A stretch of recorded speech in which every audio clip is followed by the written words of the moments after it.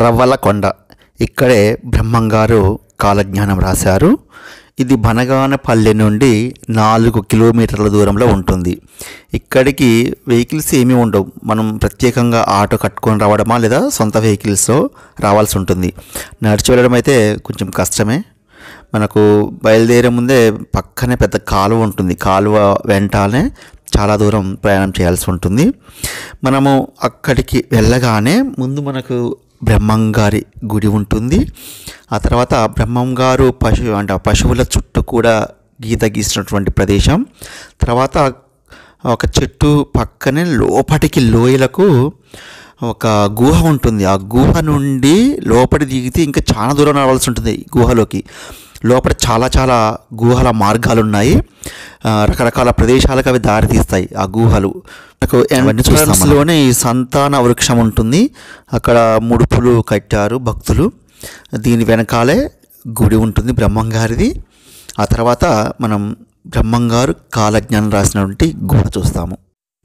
ఆ గుహ ఎంత అద్భుతంగా ఉంటుందంటే లోనికి వెళ్ళినాక అక్కడి నుండి మహానందికి కూడా ఆ యొక్క మార్గాలు ఉన్నాయట. మహానంది కానీ శ్రీశైలము పక్కన ఉన్న యాగంటి వరకు కూడా ఈ యొక్క సొరంగ మార్గాలు ఉన్నాయని అక్కడ ఉన్న వాళ్ళు చెప్తున్నారు. మనం కాసేపట్లో బ్రహ్మంగారి మందిరంలోనికి వెళ్ళి దర్శనం చేసుకుంటాము. అయితే ఆ గుహలు ఎలా ఉంటాయంటే ఫస్ట్ మనం లోనికి దిగాలి. అంత చెట్టు పక్క నుంచి మెట్లున్నాయి కింది వరకు కూడా. అసలు చెట్టు వేర్లు కూడా ఇంకా కింది దిగిపోతాం. ఆ నుంచి లోనికి వెళ్ళాక ఎడమ చేతి వైపు ఒక గుహ ఉంటుంది, మనకు కుడి చేతి వైపు ఒక గుహ. కొద్ది దూరం నడిచిపోవాలి. నడిచినాక మళ్ళీ రైట్ సైడ్ తిరగాల్సి ఉంటుంది. మళ్ళీ అక్కడ ఇంకొక గుహ. అలా అన్ని గుహలే ఉంటాయి ఎటు చూసినా కానీ. చాలా అద్భుతంగా ఉంటుంది. మనం కాసేపట్లో గుహలోకి వెళ్ళిపోతాము. మనం దర్శనం అయిపోగానే ఈ దేవాలయం పక్కనే బ్రిటిష్ వారి కాలంలో రవ్వలు కడిగిన ప్రదేశం అని ఒకటి ఉంటుంది. అదేంటిదంటే మనకు ఇక్కడ ప్రాచీన కాలంలో లేదా పూర్వకాలంలో కూడా ఇక్కడ మొత్తం రాళ్ళు ఉంటాయి కదా, ఉంగరాలలో పెట్టుకునే రాళ్ళు పచ్చలు ఉంటాయి కదా, అలాంటి రాళ్ళు విరివిగా దొరికాయి. అయితే ఇప్పుడు మనం చూపిస్తున్న దగ్గరే బ్రిటిష్ వాళ్ళు అక్కడ కడిగేవారట. అది ఇక్కడ పెట్టారు. బ్రహ్మంగారు అచ్చమామ గారి దగ్గర పశువుల కాపరిగా ఉండేవాడు. వారు ఉండేది బనగానపల్లి. ఇంతకుముందు చెప్పుకున్నాం కదా 4 కిలోమీటర్ల దూరం అని.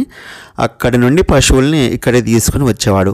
ఇక్కడ తీసుకొచ్చి పశువులు ఎటు వెళ్ళకుండా చుట్టూ ఒక గీత గీసి అక్కడ నుండి పక్కనే ఉన్న గుహలోకి వెళ్ళి కాలజ్ఞానం రాసేవాడు అనమాట.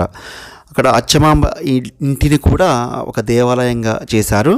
మనం ఈ యొక్క దేవాలయం చూడడం అయిపోగానే అక్కడికి వెళ్ళి అది కూడా చూస్తాము. అక్కడ కాలజ్ఞానం ప్రతులు కూడా అక్కడ ఉన్నట్టు చెప్తారు. ఇక మనం బ్రహ్మంగారు కాలజ్ఞానం రాసిన గుహ వైపు వెళ్దాము. వెళ్ళే ముందు దారికి ఇరువైపులా నల్లటి బోర్డు మీద అతను చెప్పినటువంటి సూక్తులు రాయడం జరిగింది. ఇక్కడ కనిపిస్తున్న గుడి ఉంది కదా, ఆ గుడి వెనకాలనే బ్రహ్మంగారు పశువుల చుట్టూ కూడా గీత గీసి వెళ్ళేవాడు. తర్వాత దాని పక్కనే ఆ చెట్టు కనిపిస్తుంది కదా, ఆ చెట్టు కింద లోపల గుహ ఉంటుంది. లోపల దిగాల్సి ఉంటుంది మనం. ఆ యొక్క చెట్టు వేర్ల ఇంకా కింది కూడా దిగిన తర్వాత గుహ ఉంటుంది అన్నమాట. అంటే అంత లోనికి దిగాల్సి ఉంటుంది. ఇది రవ్వలకొండ మహాక్షేత్రం అని వారి పీఠాధిపతులు వ్యవస్థాపకులు. మనం కాసేపట్లో ఆ గుహ లోపటికి దిగి చూస్తాం.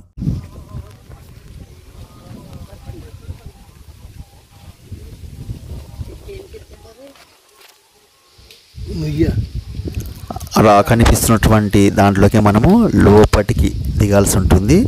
అక్కడ మనకు మెట్లు కనిపిస్తున్నాయి కదా, ఆ మెట్ల ద్వారా లోనికి దిగితే అక్కడ గుహ. లోనికి వెళ్ళగానే మనకు లెఫ్ట్ సైడు ఒక గుహ చాలా దూరం నడుచుకుంటూ వెళ్ళాలి. అదేవిధంగా రైట్ సైడ్ కూడా ఇంకో గుహ ఉంటుంది. అది కూడా లోనికి నడుచుకుంటూ వెళ్తే మనకు ఒక మంచి నీటి కోనేరు, తర్వాత మహానందికి ఉన్నటువంటి సొరంగ మార్గము, శ్రీశైలం సొరంగ మార్గం, ఇంకా చాలా ఉన్నాయి సొరంగ మార్గాలు. అవన్నీ మనం చూస్తాం.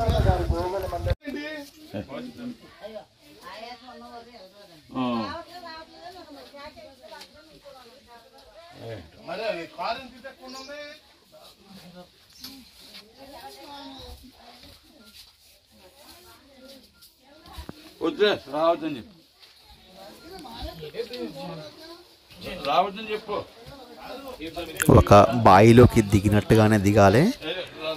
చాలా జాగ్రత్తగా వెళ్ళాల్సి ఉంటుంది. అంటే మరి అంత భయంకరం ఏమి కాదు, కొంచెం పట్టుకొని జాగ్రత్తగా దిగాలి. పెద్దవాళ్ళు కానీ పిల్లలు కానీ కొంచెం జాగ్రత్తగా దిగితే బాగుంటుంది. ఇవి చెట్టు యొక్క వేర్లు. ఆ వేర్లకు ఇంకా కిందికి దిగి మనం వెళ్తాం. వెళ్ళగానే లెఫ్ట్ సైడ్ ఒక సొరంగ మార్గం ఉంటుంది, అదేవిధంగా రైట్ సైడ్ ఒక సొరంగ మార్గం ఉంటుంది. ఇక్కడ నుండి కొంచెంగా ముందుకు వెళ్తే మళ్ళీ రైట్ సైడ్ ఇంకొక సొరంగ మార్గం వస్తుంది. ఇంకా లోనికి వెళ్ళాకనే బ్రహ్మం గారు అక్కడ చివర్లో కాలజ్ఞానం రాశారు. మనం అక్కడ వరకు కూడా వెళ్ళి చూస్తాం.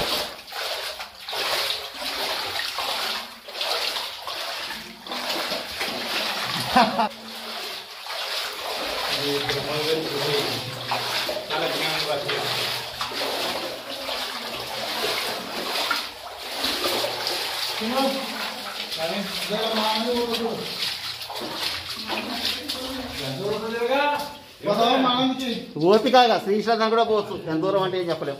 ఇగో మహానందికి దారి. వచ్చిన భక్తుల ఆనందానికి హద్దే లేదు.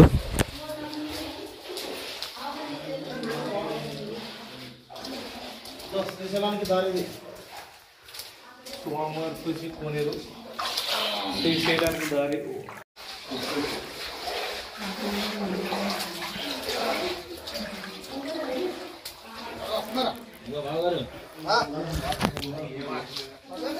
మళ్ళీ మొదటికి వచ్చాము. ఇప్పుడు లెఫ్ట్ సైడ్ ఉన్న సొరంగం వైపు వెళ్దాం.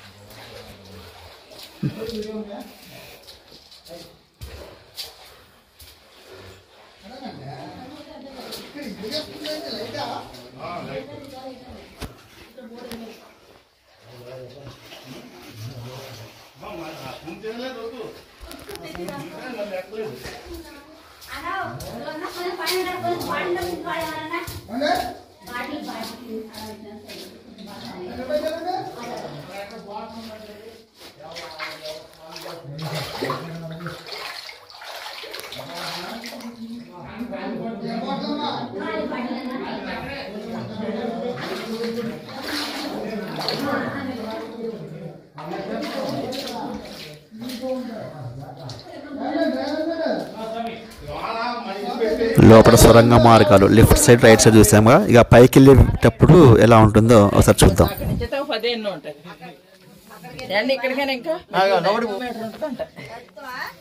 ఏం లేదు, మరి అంత అవసరం లేదు. అంటే మనం అన్ని చూడం కదా.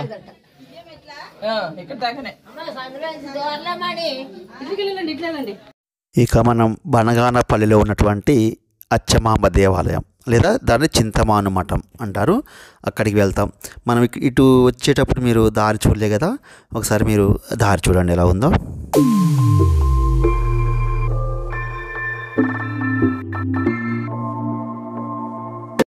అచ్చమాంబ గారి దేవస్థానం అండి.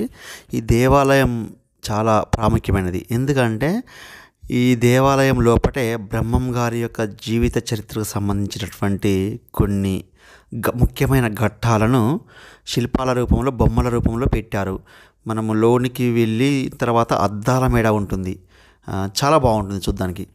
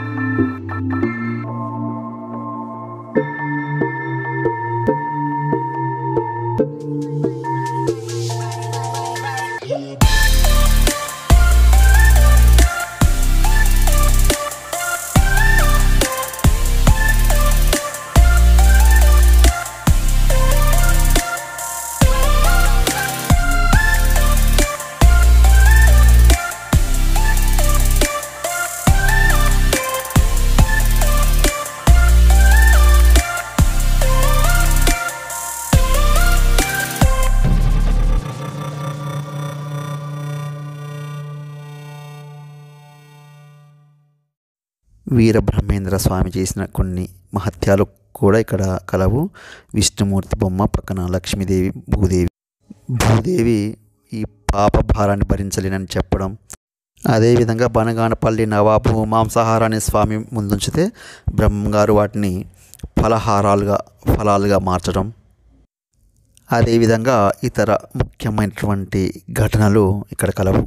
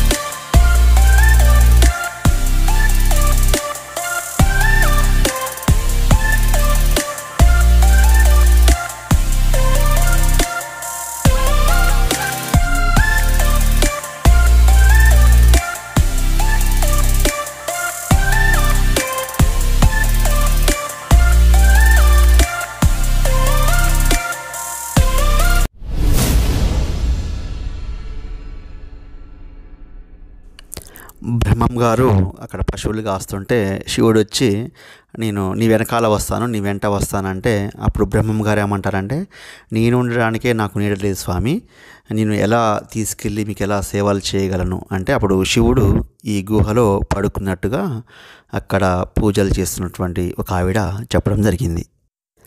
ఇది బ్రహ్మం గారు కాలజ్ఞానం రాసిన గుహ రవ్వలకొండ ఉంది కదా, దానికి వెళ్తుంటే కొద్దిగా ముందుగానే ఇది మనకు కనిపిస్తుంది.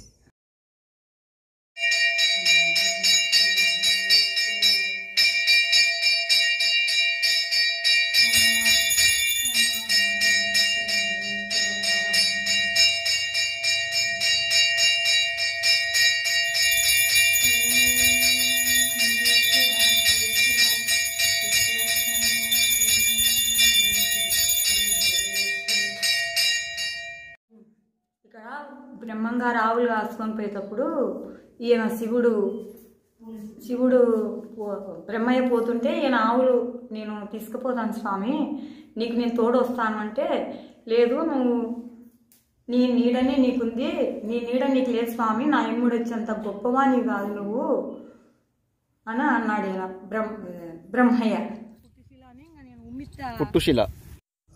పుట్టుశిల అని ఇది సహజంగా ఉద్భవించినటువంటి నాగదేవత, మనకు 5 పడగల నాగదేవత మనకు ఇక్కడ కనిపిస్తుంది. అదేవిధంగా ఇదే గుండుకు అక్కడక్కడ కూడా మనకు పడగల రూపంలో కనిపించడం ఆ మహిమకు తార్కాణం.